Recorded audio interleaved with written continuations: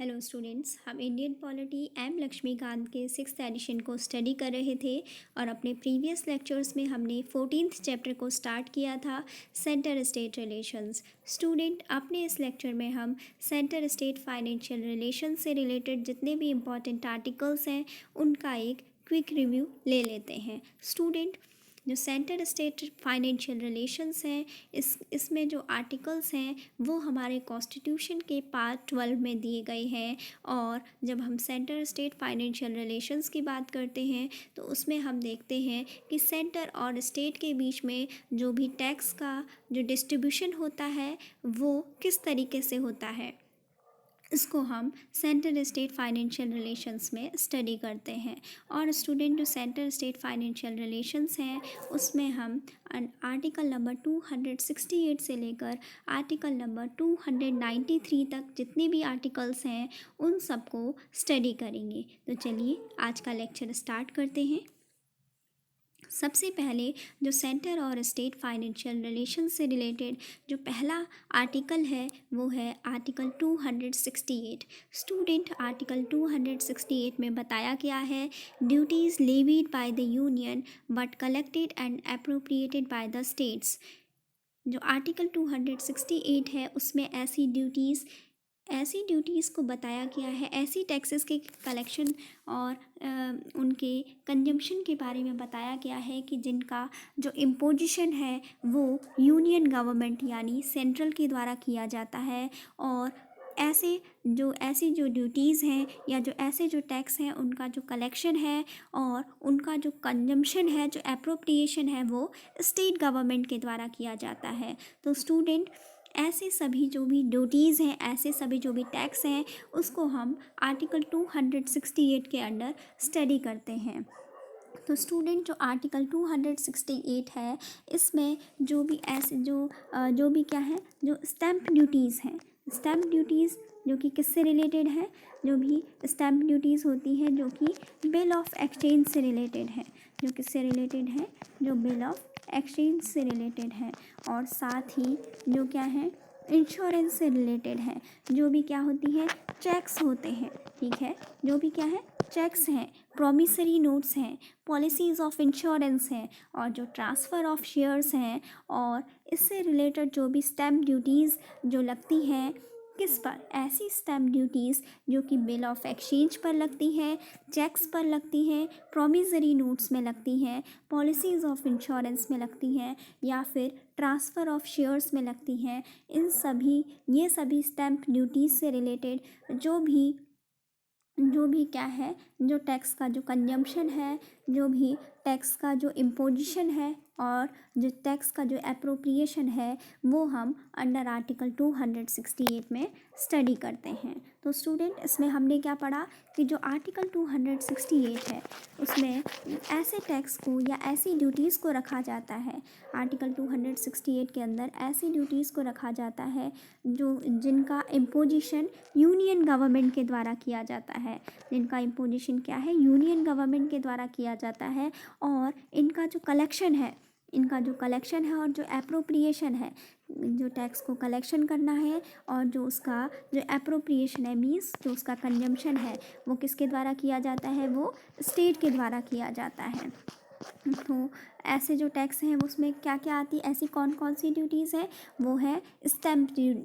Duties. कौन सी stamp duties हैं, जो कि बिल ऑफ एक्सचेंज में लगती है, ऐसी स्टैम्प ड्यूटी जो कि बिल ऑफ एक्सचेंज में लगाई जाती है। और साथ ही किस में लगाई जाती है, जो चेक्स में लगाई जाती है, प्रॉमिसरी नोट्स में लगाई जाती है, पॉलिसी ऑफ इंश्योरेंस में लगाई जाती है, ट्रांसफ़र ऑफ शेयर्स में जो भी स्टैम्प ड्यूटीज़ हैं वो सभी हम अंडर आर्टिकल 268 के अंदर हम स्टडी करते हैं। तो स्टूडेंट, इसके बाद जो नेक्स्ट इम्पॉर्टेंट आर्टिकल है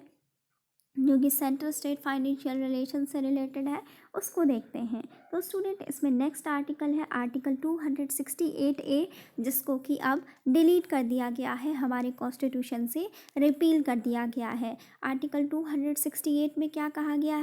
गया था, आर्टिकल 268 में कहा गया था, service tax levied by union and collected and appropriated by the union and the states student इसमें ये कहा गया है कि इसमें कुछ ऐसे टैक्सेस थे जो कि यूनियन गवर्नमेंट के द्वारा लेवी किए जाते थे, और यूनियन गवर्नमेंट और स्टेट गवर्नमेंट दोनों के द्वारा ही उनका कलेक्शन और उनका कंजम्पशन किया जाता था। लेकिन जो सेंटर स्टेट फाइनेंशियल रिलेशंस में जो भी टैक्स का जो डिस्ट्रीब्यूशन है सेंटर और स्टेट के बीच में, उससे रिलेटेड जो इम्पॉर्टेंट अमेंडमेंट हुए हैं वो दो मेन इम्पॉर्टेंट अमेंडमेंट हैं, उनको ध्यान रखिएगा। जिसमें कि जो पहला अमेंडमेंट है वो है 80th अमेंडमेंट, जो क्या है 80th अमेंडमेंट एक्ट ऑफ 2000 का है। 80th अमेंडमेंट एक्ट ऑफ 2000 का है। स्टूडेंट जो 18th अमेंडमेंट एक्ट ऑफ 2000 है, ये क्या इसने क्या किया था, इसने 10th फाइनेंस कमीशन की जो रिकमेंडेशंस हैं उसको काफ़ी इफ़ेक्टिव बनाया था। स्टूडेंट जो 10th फाइनेंस कमीशन है उसकी रिकमेंडेशन थी कि अभी तक जो सेंट्रल गवर्नमेंट है वो अपनी जो भी उसके जो भी सर्टेन जो टैक्सेस हैं जिनको वो क्या करती है, जो उनके टैक्सेस से उसकी जितनी भी इनकम होती है, चाहे वो टैक्सेस लगाती हो चाहे वो ड्यूटीज़ लगाती है, तो उससे जो भी सेंट्रल गवर्नमेंट की जो भी इनकम होती है उसमें से उसको क्या करना चाहिए, उसमें से उसको जो कम से कम जो क्या है 29% है वो किसको देना चाहिए, स्टेट गवर्नमेंट्स को देना चाहिए। तो और साथ ही जो ये 80th अमेंडमेंट एक्ट ऑफ 2000 है, इसको क्या कहा गया, इसको अल्टरनेटिव स्कीम ऑफ डिवॉल्यूशन के नाम से भी जाना जाता है। और स्टूडेंट जो ये अल्टरनेटिव स्कीम ऑफ डिवॉल्यूशन है जो कि 80th अमेंडमेंट एक्ट ऑफ 2000 है, इसको 1 अप्रैल 1996 से रेट्रोस्पेक्टिवली क्या किया गया, इसको इफ़ेक्टिव बनाया गया 1 अप्रैल 1996। स्टूडेंट रेट्रोस्पेक्टिवली मीन्स कि इसको क्या है पिछली डेट से, जबकि ये क्या है आया कब था, ये आया था 2000 में, लेकिन इसको इफ़ेक्टिव कब से बनाया गया है, 1 अप्रैल क्या है 1 अप्रैल 1996 में इसको इफ़ेक्टिव बनाया गया है। तो स्टूडेंट इसमें हम देखते हैं ये दो एक पहला इम्पॉर्टेंट एक्ट ये हो गया, इसके थ्रू ये जो 80th अमेंडमेंट एक्ट ऑफ 2000 है इसके थ्रू ही क्या किया गया था, ये जो 268A है इस आर्टिकल को डिलीट कर दिया गया हमारे कॉन्स्टिट्यूशन के द्वारा। स्टूडेंट ऐसा इसलिए कहा गया, क्यों ऐसा इसलिए किया गया, इसको जो आर्टिकल 268A है इसको डिलीट इसलिए किया गया क्योंकि अभी तक क्या था कि सेंटर अपनी मनमानी करती थी। ये पूरी तरीके से सेंटर की इच्छा पर डिपेंड करता था कि अगर वो चाहे तो सेंट्रल गवर्नमेंट को उसके सेंट्रल जो यूनियन है सेंटर के पास जितने भी जो टैक्स जो उसका कलेक्शन है उसमें से चाहे तो वो क्या करे स्टेट को दे, और ना चाहे तो क्या है वो कुछ भी ना दे। लेकिन जो 80th अमेंडमेंट एक्ट ऑफ 2000 है उसके थ्रू क्या किया गया, इस चीज़ को मैंडेटरी बनाया गया कि कम से कम जो 29% ऑफ द टैक्स कलेक्शन है जो कि सेंटर के द्वारा किया जा रहा है डिफरेंट मोड से, चाहे वो कॉरपोरेशन टैक्स हो, चाहे वो कस्टम ड्यूटीज़ हो, ठीक है, और चाहे वो क्या हो इनकम टैक्स हो, तो इन पर क्या कहा गया कि ऐसे जो भी टैक्स से रिलेटेड जो भी सेंट्रल गवर्नमेंट की जो इनकम हो रही है उसको क्या करना होगा, अब स्टेट को भी कम से कम उसका क्या है 29% तो स्टेट को भी उसके स्टेट के साथ भी उसको शेयर करना होगा, उसको डिस्ट्रीब्यूट करना होगा। और इसी जो ये 80th अमेंडमेंट एक्ट ऑफ 2000 है इसको क्या कहा गया, अल्टरनेटिव स्कीम ऑफ डिवॉल्यूशन भी कहा गया। क्या कहा गया, अल्टरनेटिव स्कीम ऑफ डिवॉल्यूशन भी कहा गया। और इसी के थ्रू ये जो आर्टिकल 268A है इसको रिपील कर दिया गया, और ये कहा गया कि अब से सेंटर जितना भी अपना टैक्स कलेक्शन करेगी उसमें से कम मिनिमम 29% तो उसको क्या करना है स्टेट्स को देना ही चाहिए, ठीक है। और इसीलिए इस आर्टिकल को यहाँ से समाप्त कर दिया गया हमारे कॉन्स्टिट्यूशन से। किसके थ्रू किया गया है, 80th अमेंडमेंट एक्ट ऑफ 2000 के थ्रू इसको समाप्त किया गया। और साथ ही जो हमारी यूनियन लिस्ट है इसमें जो एक एंट्री है, जो हमारी क्या है, जो हमारी एक यूनियन लिस्ट है इसमें एंट्री नंबर जो 92C है, तो इसको भी इसी 80th अमेंडमेंट एक्ट ऑफ 2000 के थ्रू इसको क्या कर दिया गया, डिलीट कर दिया गया है हमारे कॉन्स्टिट्यूशन से। सबसे पहले तो जो आर्टिकल 268A है इसको डिलीट किया गया, और साथ ही जो यूनियन लिस्ट है हमारे कॉन्स्टिट्यूशन की उसमें से जो एंट्री 92C है इसको भी डिलीट कर दिया गया। तो और स्टूडेंट जब हम सेंटर स्टेट फाइनेंशियल रिलेशन की बात करते हैं तो उसमें हमने देख लिया कि जो पहला इम्पॉर्टेंट जो अमेंडमेंट एक्ट जो काम करता है सेंटर और स्टेट के बीच में जो टैक्स का जो डिस्ट्रीब्यूशन है उसको बैलेंस बनाता है, वो काम किया 18th अमेंडमेंट एक्ट ऑफ 2000 ने। और उसके साथ ही एक दूसरा इम्पॉर्टेंट अमेंडमेंट एक्ट भी है जिसे कि हम जीएसटी एक्ट भी कहते हैं, जो कि हमारे कॉन्स्टिट्यूशन में 101st अमेंडमेंट एक्ट के नाम से जाना जाता है। और वो क्या है, इसके थ्रू क्या किया गया, जीएसटी यानी गुड्स एंड सर्विसेज टैक्स नामक एक नई जो टैक्स है इसको क्या किया गया, इंट्रोड्यूस किया गया। और स्टूडेंट इसके थ्रू क्या है, जो काफ़ी सारे जो इनडायरेक्ट टैक्सेस थे उसको इसमें कंज्यूम किया गया है। जैसे कि पहले क्या किया जाता था, जो सेंट्रल एक्साइज ड्यूटीज़ थी, जो एडिशनल एक्साइज ड्यूटीज़ थी, जो भी एक्साइज ड्यूटीज़ थी जो कि क्या है लगाई जाती थी, अलग अलग जो मेडिसिनल प्रिपरेशंस वगैरह हैं, और जो एक्साइज ड्यूटीज़ एक्ट 1955 है, अब उसकी जगह पर क्या आया गया है, उसकी जगह पर जीएसटी को लाया गया है। और साथ ही जो सर्विस टैक्स है उसको भी समाप्त कर दिया गया है। तो स्टूडेंट इसमें क्या है, जब भी हम सेंटर स्टेट फाइनेंशियल रिलेशन की बात करते हैं तो हमने क्या है, इन दो एक्ट्स को, एक तो 18th अमेंडमेंट एक्ट ऑफ 2000 और दूसरा है 101st अमेंडमेंट एक्ट ऑफ 2016, जिसे कि हम जीएसटी के नाम से भी जानते हैं। इन दोनों को क्या है, हमेशा ध्यान रखना है, क्योंकि इन्होंने क्या किया कि जो सेंटर और स्टेट के बीच में जो टैक्स का जो डिस्ट्रीब्यूशन है उसको क्या बनाया, काफ़ी बैलेंसिंग बनाया, काफ़ी कोऑपरेटिव बनाया, ठीक है, ताकि स्टेट के पास भी क्या है कुछ ऐसी पावर्स हो, या फिर स्टेट को भी क्या है जो टैक्स का जो कंजम्पशन है, जो टैक्स के लिए काफ़ी उसमें उसको रिलैक्सेशन दिए गए। स्टूडेंट इसके बाद सेंटर स्टेट फाइनेंशियल रिलेशंस को देखते हुए ही जो नेक्स्ट इंपॉर्टेंट आर्टिकल है उसको देखते हैं, आर्टिकल 269। आर्टिकल 269 में कहा गया है, taxes levied and collected by the union but assigned to the state. Student article 269 में ऐसे टैक्सेस को रखा गया है कि जिनका कलेक्शन तो यूनियन के द्वारा किया जाता है, और इनका जो इम्पोजिशन है, जो लेवी किया जाता है, स्टूडेंट लेवी करने का मतलब है कि ये जो कलेक्शन है वो ये जो टैक्स है वो किसके द्वारा इम्पोज किया जाता है, ठीक है। लेवी करने का मतलब है कि imposition of the tax is levy, मतलब लेवी करना, यानी जो टैक्स का जो इम्पोजिशन है वो किसके द्वारा किया गया है, यूनियन के द्वारा किया गया है। और जो ऐसा टैक्स जो कि जिसका कलेक्शन भी यूनियन के द्वारा ही किया गया हो, लेकिन उसका जो कंजम्पशन का राइट है, जो असाइनेशन है, वो किसको किया गया है, स्टेट्स को किया गया है। और ऐसे जो भी टैक्स हैं उसको हम अंडर आर्टिकल 269 में स्टडी करते हैं। स्टूडेंट जो ऐसे कौन सी टैक्स हैं जिनको हम अंडर आर्टिकल 269 में स्टडी करते हैं, इसमें दो टाइप्स के टैक्स आते हैं, जिसमें से पहला है टैक्स ऑन द सेल्स और परचेज ऑफ गुड्स, ठीक है, इन the course of inter state trade और कॉमर्स। जो भी इंटर स्टेट ट्रेड और कॉमर्स में जो भी क्या है गुड्स का जो सेल और परचेज होता है उससे रिलेटेड जो भी टैक्स लगाए जाते हैं अदर देन न्यूज़पेपर, ठीक है, इसमें क्या है, न्यूज़पेपर को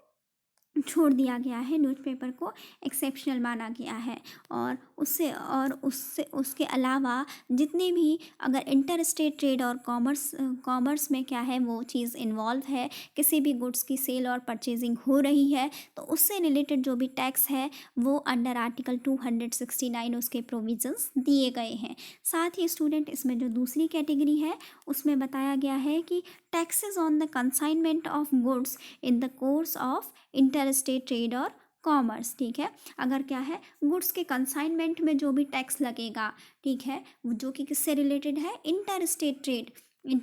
ट्रेड या फिर इंटर स्टेट ट्रेड और कॉमर्स में अगर कोई भी क्या है गुड्स का जो कंसाइनमेंट है उससे रिलेटेड जो भी टैक्स है उसको हम अंडर आर्टिकल 269 में स्टडी करते हैं।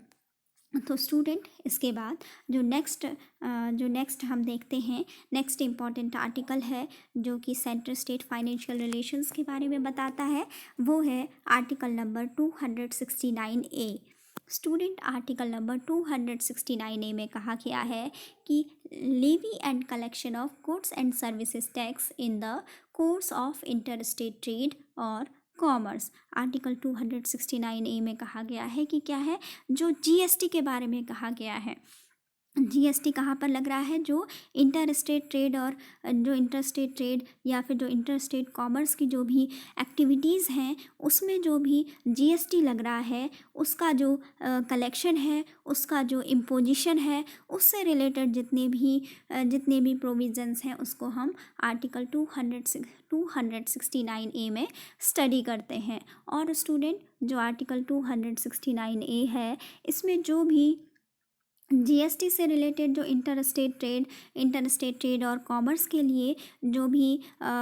रूल्स बनाए जाते हैं उसके लिए क्या होगा, जो रिकमेंडेशन होगी वो किसकी ली जाती है, जीएसटी काउंसिल की रिकमेंडेशन पर ये सब किया जाता है। स्टूडेंट इसके बाद जो नेक्स्ट इम्पॉर्टेंट आर्टिकल है सेंटर स्टेट फाइनेंशियल रिलेशंस के बारे में ही, वो है आर्टिकल 270। आर्टिकल 270 में कहा गया है taxes levied and distributed between the union and states. तो स्टूडेंट इसमें क्या कहा गया है कि ऐसे टैक्सेस जो कि क्या है, ऐसे टैक्सेस और ऐसी ड्यूटीज़ जिनको कि क्या है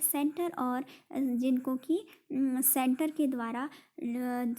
द्वारा ही उनको लेवी किया जाता है, इम्पोज किया जाता है, सेंटर के द्वारा ही कलेक्ट किया जाता है, लेकिन इनका जो डिस्ट्रीब्यूशन है वो सेंटर और स्टेट दोनों के बीच में किया जाता है। लेकिन स्टूडेंट जो ये आर्टिकल नंबर 270 है, इसमें हमको एक चीज़ ध्यान देनी होगी कि आर्टिकल नंबर 270 में जो ऐसे कौन कौन से टैक्स हैं, अगर वो जो कि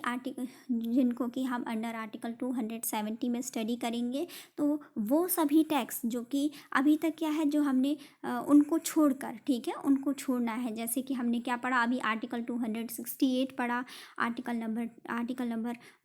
269 और आर्टिकल नंबर 269 ए, ठीक है। ये कहा गया है कि इनको छोड़कर, जैसे कि क्या है आर्टिकल 268, आर्टिकल नंबर 269 और आर्टिकल नंबर 269 ए, ठीक है, इनको छोड़कर अगर क्या है जो भी टैक्स बचते हैं, ठीक है, इनको छोड़कर जो भी टैक्स बचते हैं जो कि क्या है यूनियन लिस्ट में है, तो उन सभी पर क्या होगा, जो इम्पोजिशन होगा वो सेंट्रल गवर्नमेंट के द्वारा किया जाएगा, टैक्स का इम्पोजिशन, और उनका कलेक्शन जो है वो भी सेंट्रल गवर्नमेंट के द्वारा किया जाएगा। और जब इस टैक्स के डिस्ट्रीब्यूशन की बात होगी तो वो किसके बीच, यूनियन और स्टेट्स के बीच में डिस्ट्रीब्यूट किया जाएगा। लेकिन उसमें किन टैक्स को छोड़ा गया है, अभी तक जिनकी हमने बात कर ली, जैसे आर्टिकल 268 के अंदर हमने जिन भी टैक्सेस की बात की, जिन भी ड्यूटीज़ की बात की, वो इसमें नहीं आएंगी। आर्टिकल 269 के अंदर हमने जिन भी टैक्सेस और ड्यूटीज़ की बात की, वो अंडर आर्टिकल 270 में नहीं आएंगी। और साथ ही जो अंडर आर्टिकल 269 ए के अंदर जो हमने जीएसटी का जो कलेक्शन है इंटर स्टेट ट्रेड में, जो जीएसटी का जो लेवी किया जाना है, जो इम्पोजिशन है, वो भी हम इस जो अंडर आर्टिकल 270 है उसमें इसको इंक्लूड नहीं करेंगे। और साथ ही स्टूडेंट अभी हम जो अपना नेक्स्ट आर्टिकल पढ़ेंगे, आर्टिकल नंबर 271, उसमें भी जो सेंट्रल गवर्नमेंट को जो सरचार्ज और जो टैक्स लगाने की जो सरचार्ज है, जो कि क्या है, जो सर्टेन टैक्सेस और ड्यूटीज़ पर लगाए जाते हैं, उन पर भी क्या है, उनको भी क्या है हटाया गया है, इससे एग्जेम्प्ट किया गया है। और इन पर क्या है आर्टिकल 270 का जो ये प्रोविज़न है वो एप्लीकेबल नहीं होगा। इन सभी टैक्स जो अभी हमने बोले, कौन कौन से टैक्स या ड्यूटीज़ जो कि आर्टिकल 268 में आते हैं, जो आर्टिकल 269 में आते हैं, जो आर्टिकल 269 ए में आते हैं, और साथ ही जो आर्टिकल 271 में अभी हम जिन सरचार्जेस की बात करेंगे, उन सभी को छोड़कर जितने भी यूनियन लिस्ट में जो भी टैक्स और ड्यूटीज़ हैं, उन पर कौन सा आर्टिकल एप्लीकेबल होगा, उनके लिए ये आर्टिकल 270 एप्लीकेबल होगा, जिन पर कि सेंटर के द्वारा ही टैक्स को लेवी किया जाएगा, सेंटर के द्वारा ही टैक्स का कलेक्शन किया जाएगा। और जो अगर हम डिस्ट्रीब्यूशन की बात करते हैं तो ऐसे टैक्स को सेंटर और स्टेट के बीच में डिस्ट्रीब्यूट भी किया जाएगा। और जो डिस्ट्रीब्यूशन किया जाएगा वो क्या होगा, फाइनेंस कमीशन की, ठीक है, फाइनेंस कमीशन की रिकमेंडेशन पर प्रेसिडेंट के द्वारा किया जा सकता है। उसके लिए क्या है, अगर कोई भी प्रोसीड्स का जो भी क्या है कि किस तरीके से इन टैक्सेस और ड्यूटीज़ को जो प्रोसीड किया जाना है, उसका जो भी प्रोसीजर है, जो भी मैनर ऑफ डिस्ट्रीब्यूशन है, उसको क्या है प्रेसिडेंट के द्वारा फाइनेंस कमीशन की रिकमेंडेशन पर किया जा सकता है। तो स्टूडेंट ये हमने देखा आर्टिकल नंबर 270। इसके बाद अब हम देखते हैं आर्टिकल नंबर 271 को। तो स्टूडेंट आर्टिकल नंबर 271 क्या है, surcharges on certain duties and taxes for purposes of the union. इसमें क्या कहा गया है कि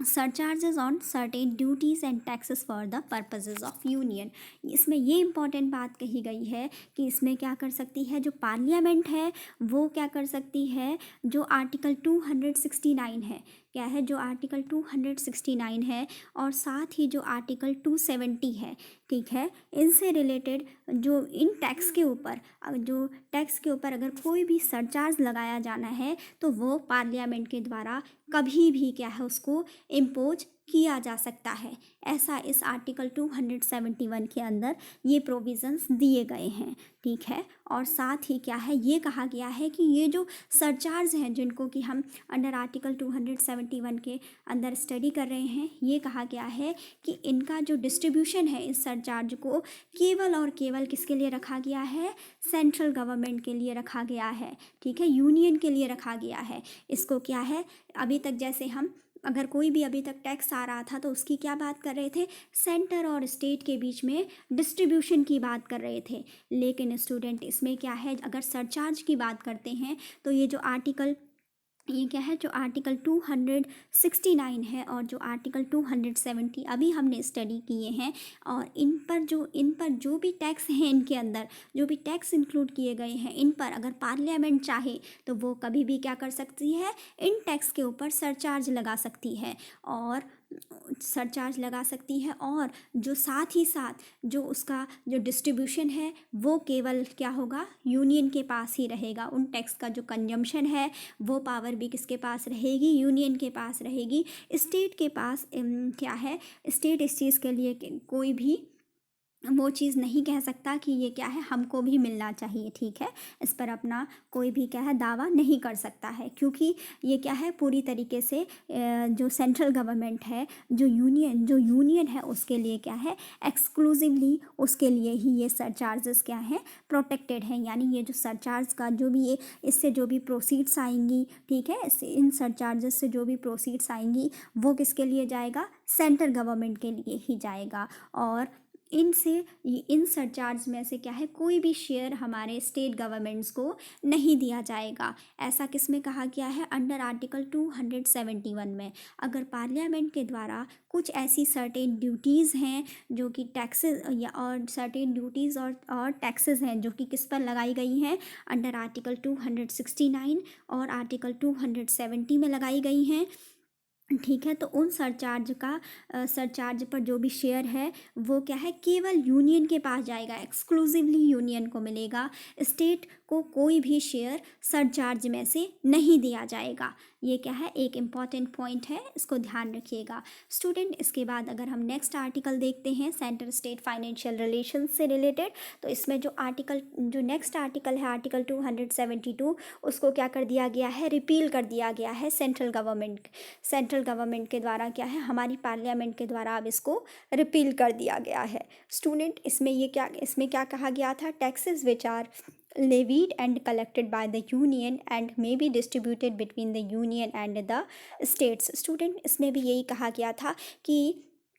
जो यूनियन है उसके पास क्या है, वो टैक्स को लेवी भी कर सकता है। लेवी करना मीन्स इम्पोज करना, जो टैक्स का क्या है, इम्पोजिशन है, ठीक है, वो सेंट्रल कर सकता है, कलेक्शन भी कर सकता है, और वो क्या कर सकता है, मे बी डिस्ट्रीब्यूटेड, उसको क्या कर सकता है, यूनियन और स्टेट के बीच में डिस्ट्रीब्यूट भी कर सकता है। लेकिन स्टूडेंट इसमें क्या है, इसलिए इसको डिलीट कर दिया गया, क्योंकि ये क्या थी, ये सेंटर की एक डिस्क्रिशनरी पावर थी। अगर वो चाहे तो वो क्या करता था, कई बार ऐसा होता था कि सेंटर क्या करता था, स्टेट को कोई भी जो टैक्स का जो शेयर है उसमें से कुछ भी नहीं देता था। तो इसीलिए इसको अब डिलीट कर दिया गया है। जो आर्टिकल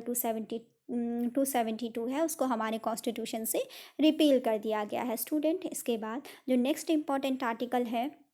जो कि सेंटर स्टेट फाइनेंशियल रिलेशन के बारे में बताता है, वो है आर्टिकल नंबर 273, जिसमें बताया गया है grants in lieu of export duty on jute and jute products. तो स्टूडेंट ये जो जूट और जूट प्रोडक्ट्स हैं, इसको क्या है कि नेक्स्ट जो जब हमारा कॉन्स्टिट्यूशन का कमेंसमेंट हुआ था तब से लेकर नेक्स्ट 10 ईयर्स तक ये जो ग्रांट थी वो असम, वेस्ट बंगाल, बिहार और उड़ीसा, इन 4 स्टेट्स को क्या है, दिया गया था, ताकि वहाँ पर क्या है कि उनको एक तरीके से इनकरेजमेंट क्या है, मिलता रहे, जिसमें क्या था कि जूट का प्रोडक्शन होता था, और जूट से रिलेटेड जो भी प्रोडक्ट्स थे उनके लिए इस क्या है, ये ग्रांट जो सेंट्रल गवर्नमेंट के द्वारा या पार्लियामेंट के द्वारा किसको दी जाती थी, हमारी स्टेट गवर्नमेंट को, इन पर्टिकुलर स्टेट्स को दिया जाता था। इसके लिए क्या है, आर्टिकल 273 है स्टूडेंट। इसके बाद नेक्स्ट इंपॉर्टेंट आर्टिकल देखते हैं, article number 274, prior recommendations of the president required to the bills affecting taxation in which states are interested। इसमें ये कहा गया है कि अगर कोई भी उसमें क्या है, अगर स्टेट क्या है, अगर कोई भी स्टेट उसमें अगर उसका कोई भी अपना हित है तो उसके लिए क्या करना पड़ेगा, उसको पहले प्रेसिडेंट से उसकी प्रायर रिकमेंडेशन लेनी होगी। प्रेसिडेंट की इच्छा के बिना, प्रेसिडेंट से रिकमेंडेशन लिए बिना कोई भी स्टेट क्या है, अपना जो बिल है वो पास नहीं कर सकता था। तो ऐसा इसमें कहा गया है कि prior recommendation of the president required होता था, किसके लिए, to bills affecting taxation in which states are interested. Student इसमें ये बताया गया है कि अगर किसी भी स्टेट का अगर क्या है, कोई टैक्सेशन का जो उसका जो राइट है, जो टैक्सेशन का जो शेयर है, अगर वो क्या है, उसका इंटरेस्ट, अगर किसी भी स्टेट का जो इंटरेस्ट है वो अफेक्ट होता है, तो अगर ऐसा कोई भी बिल है उसको पास किया जाना है, तो उसके लिए क्या होगा, प्रेसिडेंट की रिकमेंडेशन क्या होगी, प्रायर, उस बिल को लाने से पहले उसकी क्या होगी, प्रायर रिकमेंडेशन ज़रूरी होगी। अगर उससे क्या हो रहा है, किसी भी स्टेट का जो टैक्सेशन का जो इंटरेस्ट है वो अफेक्ट हो रहा है, ठीक है, अगर वो क्या है, किसी भी तरीके से उसमें प्रभाव पड़ता है, इफ़ेक्ट होता है, तो उसके लिए क्या करना होगा, उसको प्रेसिडेंट की प्रायर जो उसकी कंसर्न होती है, प्रायर रिकमेंडेशन होती है, वो दिखानी होगी, लेनी होगी प्रेसिडेंट से, उसके लिए पहले अनुमति लेनी होगी।